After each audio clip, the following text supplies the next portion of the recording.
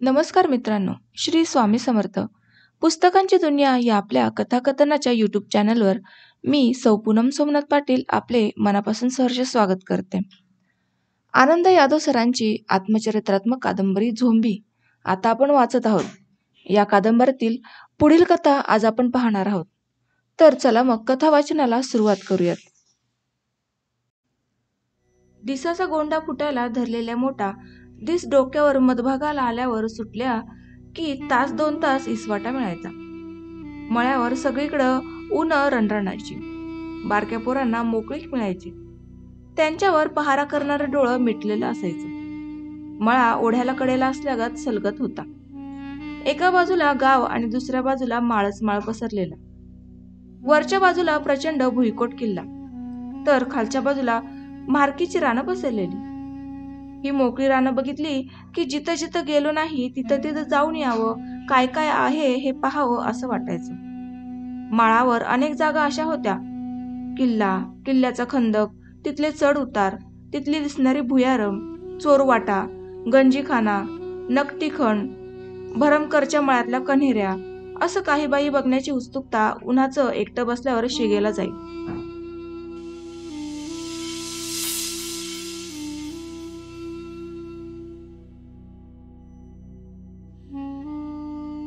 नजर जिथवर पोचेल तिथवर सगळा माळ आणि त्याच्यावर अशा काही खाणाखुणा आणि डोईवर तसंच पसरलेलं विस्तीर्ण आभाळ. या दोन्हींच्या प्रचंड सपाटीतनं मी उन्हातानाचा एकटाच फिरत असे. का आणि कसा फिरत होतो काही कळत नव्हतं. फिरायला बरं वाटायचं. ते बघताना तिथली चित्र मनासमोर उभी करत होतो. तोफ कशी उडत असेल, आपल्याला घुरघुर नाचवायला येईल काय, असलं काही बाई मनात यायचं आणि त्यातच मी चालत चालत खोपीकडे यायचा. तवर मोठा धरायचा वकत झालेला असेल. मन माळभर अंथरलं जाईल. खोलवर काहीतरी साठत गेल्यासारखं वाटेल. पावसाळा आला की मळ्यात फारशी कामं नसायची. ढोरागुरांना वैरणी घालत बसावं लागायचं.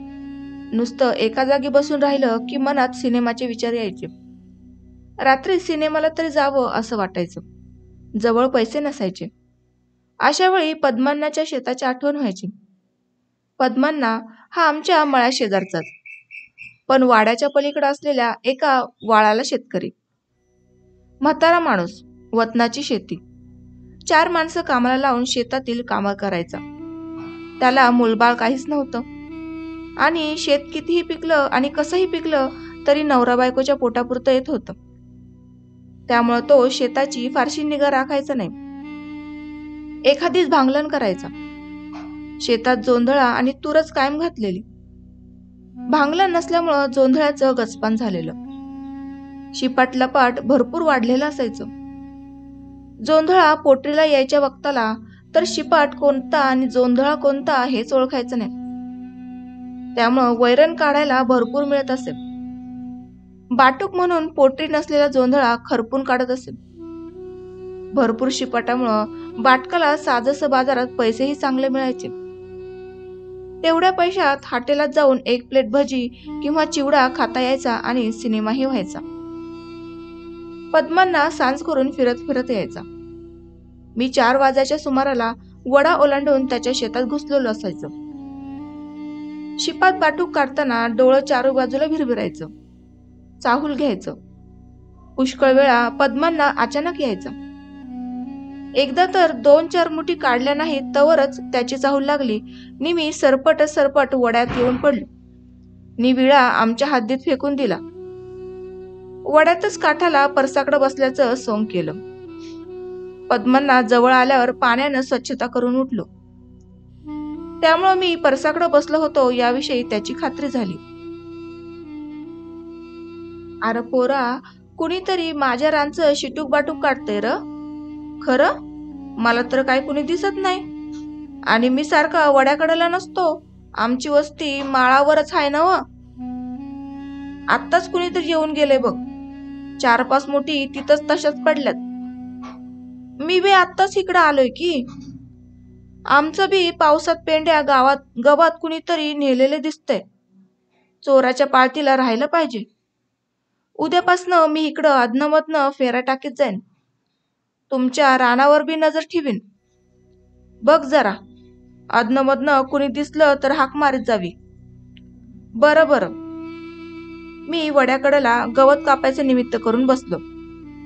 अण्णा काकत मुठी मारून हळूहळू बांधानं निघाला.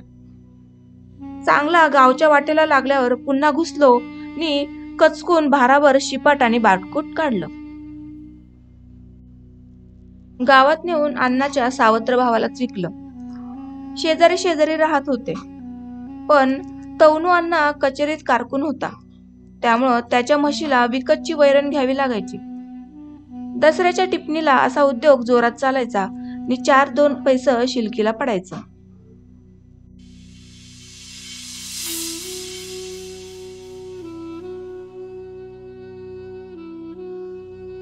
घरात त्याचा कुणाला पत्ता नसायचा, कारण बाटकाचा भारा तिथंच बांधून मी आमच्या जोंधळ्यात आणून ठेवत होतो आणि खोपीकडं वड्याचं गवत घेऊन जात होतो. हरमाळ टाकली की गणपाला घराकडे जातो म्हणून सांगत होतो आणि बाटकाचा भारा घेऊन थेट बाजारात जात होतो. तो विकून मग घराकडे येत होतो, त्यामुळं कुणाला कळायचं नाही. निर्धास्तपणे 4 पैसे साठत होते. जणू मळ्याकडनंच आलो अशा आविर्भावात घरात पाय टाकत होतो.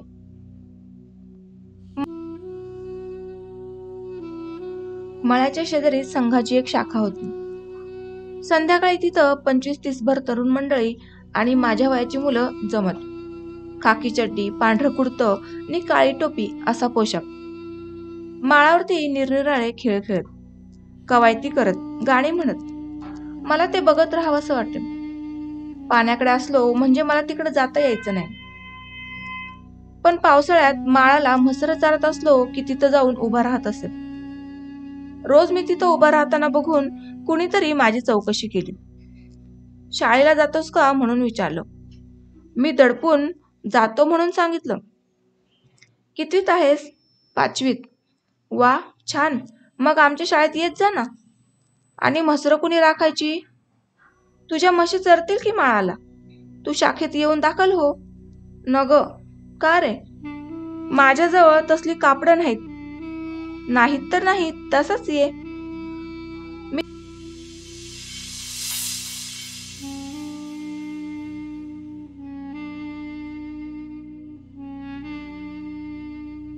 मी तसंच जाऊ लागलो.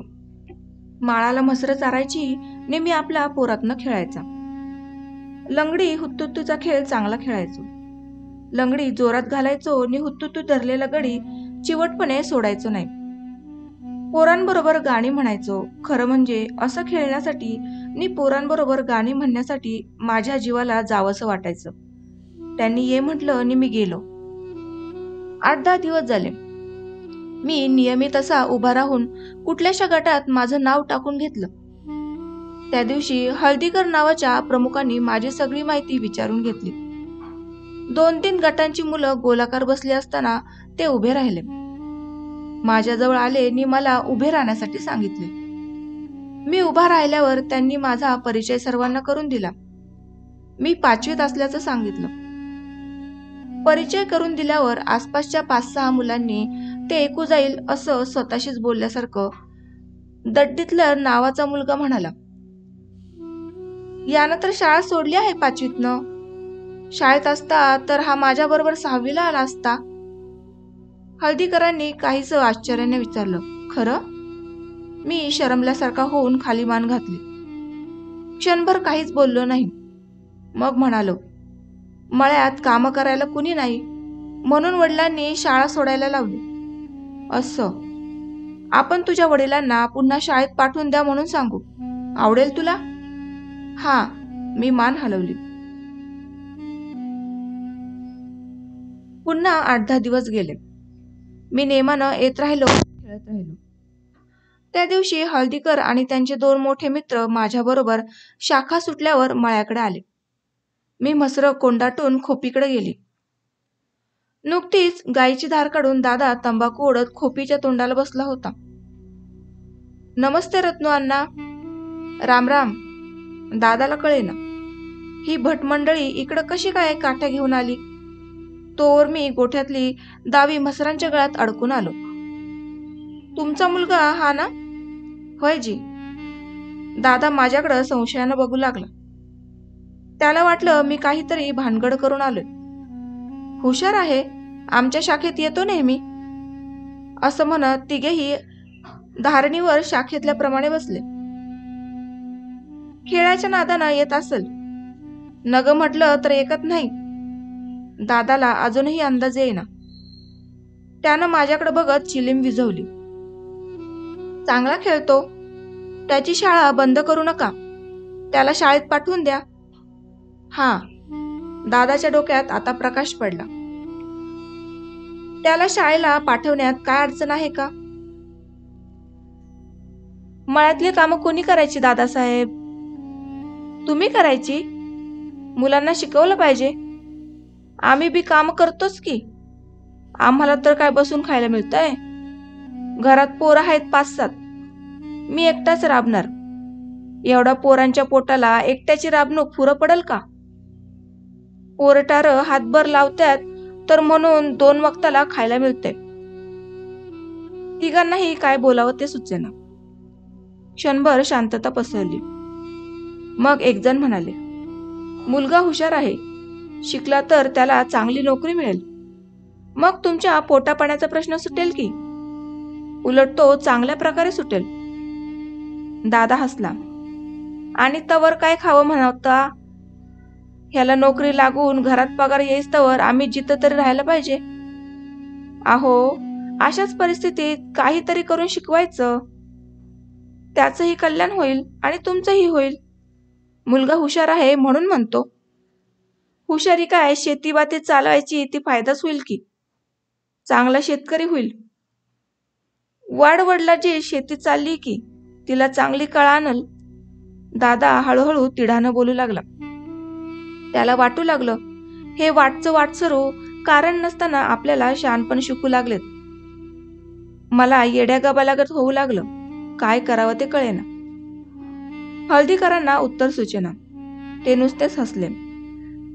दुसरा मधला मार्ग म्हणून म्हणाले, थोडं शिक्षण झालं म्हणजे बरं असतं. बुद्धी चांगली चालू लागते. कोर्ट कचेऱ्यात अडत नडत नाहीत, वाचायला येतं. लिहायला वाचायला पुरतं शिकवलं की हो. चांगला 5वी पतोर गेलाय. आणखी 2 वर्ष घालून पहा. 7वी तरी पूर्ण होऊ द्या. अनेक फायदे होतील. कसला फायदा घेऊन बसलायसा? तुमची पोरं पुढं पुढं शिकत जातात, ते एक बराबर आहे. तुम्हासनी शेतकी करायची नसती. लिहुण्या पुसण्यात तुमचा जन्म गेला. आमची पोरं अशी शिकतील तर ती नोकरी कायच करणार? मग मागचा एवढा दांडगा आटाला मोडून पडणार. तो मोडून कसं भागल? होय की. त्यांनी सहज होकार भरला. मग कसं म्हणता बरं? भटाच्या घराण्यात लिहणं, माराच्या घरात गाणं आणि शेतकऱ्याच्या घराण्यात दानच पिकलं पाहिजेत न ग का? खरं आहे. आता जर हा पोराला नुसती शाळा शिकवली तर उद्या हे पोरग ह्या शेणामुतात हात घालील का? आता तुम्ही बामण माणसं, शिकता सवरता, कवा गाई म्हसरांचं शेणाघाणीत हात तरी घालता काय? कुणीच काही बोललं नाही. नाही म्हणजे तुमचं चुकतंय असं नव्हं. तुमच्या तुम्ही रीतीनच जाता हो. तसं आमच्या रीतीप्रमाणे आम्हालाही गेलं पाहिजे. शेतकाच्या पोराला उगच हिशेबापुरतं आलं तर रगड झालं. त्याला शिकून काय बॅलिस्टर करायचं आहे काय? दादाचा सूर असला होता. आलेल्या मंडळींना शहाणपण सांगण्याची त्याला सुरसुरी आली होती. वाडवरले जे चालत आलेलं जुनंपण शहाणपण आणि आडमुठेपण एकत्र झालेलं. ते इतकं पक्क होतं की आलेले तिघेही मुकाट झाल्यासारखे दिसले. तिघेही चड्ड्या झाडत उठले. उठता उठता म्हणाले, तरीही आम्हाला वाटलं की तुम्ही मुलाला शिकवावं. शिकला तर तो मोठा उत्तम शेती करेल. शेतकीतलं मी शिकवतो की त्याला उत्तम कसं करायचं ते. त्यासाठी तर त्याला ह्या शेतीतल्या शाळेतच घातलाय. दादा हसत हसत बोलला. त्याच्या चेहऱ्यावर काहीतरी जिंकल्याचा आनंद दिसत होता. बरं आहे, नमस्ते. ते तिघेही निघून गेले.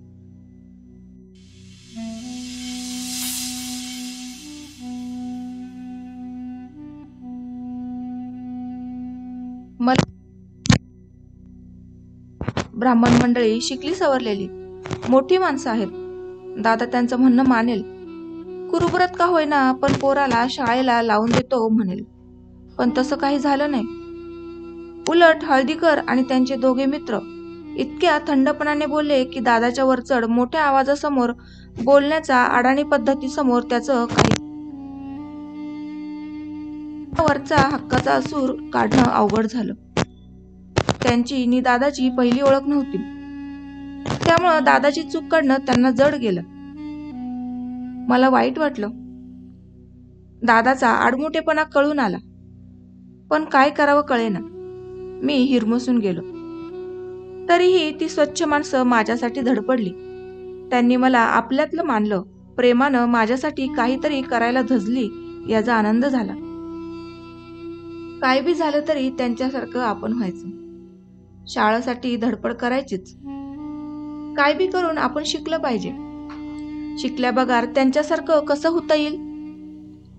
अंधार पडला होता. गाईच्या दुधाची तवली माझ्या हातात होती. दादा पुढं नि तवली घेऊन मी माग. वेसनीला दाव लावलेला बैल जसा मालका मागोमाग मुकाट्याने जातो तसा मी चाललेलो. दादा शेतकऱ्याच्या पोरानं कशी शेतीच केली पाहिजे, वाटेल ती थेर करू नयेत याचं शानपण मला जाता जाता सांगत होता. मी वरून नुसतं हू हू म्हणत होतो, कारण त्याचा आवाज डाफरल्यासारखा होता. मी नुसताच मुकाट्यागत मागोमाग गेलो असतो तर त्यानं मला वाटेतच कुचललं असतं. आतून वाटत होतं ही कासांडी अशीच दादाच्या पाठीत मारावी नि असं ह्या तिकिटीवरनं वाट वाकडी करून भट गल्लीत सुसाट कुठंतरी पळून जावं. मित्रांनो, आजच्या कथेचे अभिप्राय हे मला कमेंटमध्ये नक्की सांगा. आज मी तुमचा इथे निरोप घेते. भेटूयात उद्या पुन्हा नवीन कथेमध्ये. धन्यवाद.